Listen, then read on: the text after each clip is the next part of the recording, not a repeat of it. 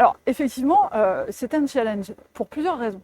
D'abord, sous la mer, les ondes radio ne passent pas. Donc, on ne peut pas utiliser les GPS que l'on connaît et qu'on utilise sur la surface pour positionner des objets. Donc, on va utiliser un système alternatif qui est un système de positionnement acoustique.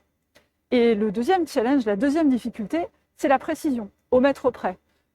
Les systèmes classiques qui sont installés sur les coques de bateau dépendent de la distance oblique.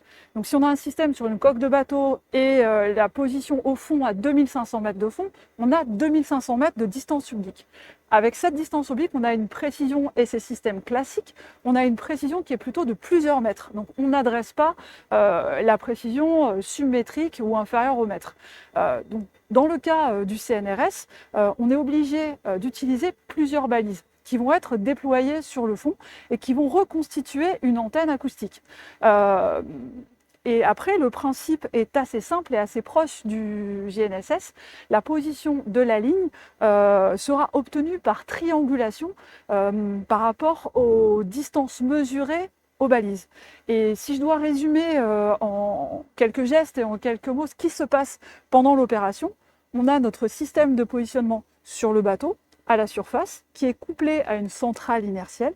Ce système interroge une balise qui est sur la ligne. Cette balise va répondre. Cette réponse va déclencher les réponses de 4 balises qui ont été auparavant positionnées sur le fond, qui sont installées en permanence, dont on connaît la position au centimètre près. Et l'agglomération, l'accumulation de toutes ces distances mesurées va permettre la triangulation et la position à 20 à 50 cm de cette balise qui est sur la ligne. Donc on peut descendre cette ligne et suivre sa descente jusqu'au fond, à 2500 mètres de fond. Nous, on se dessine sur notre carte un cercle de 2 mètres et on sait que la ligne doit être déposée dans ce cercle de 2 mètres. Alors à chaque fois, c'est assez fantastique, assez fabuleux de voir qu'on y arrive et qu'on dépose au fond de la mer des objets dans un cercle de 2 mètres à peu près à 50 cm près. Alors avec Sail, évidemment, on est très fiers, très heureux d'accompagner le CNRS. C'est parmi nos expériences les plus folles. Voilà.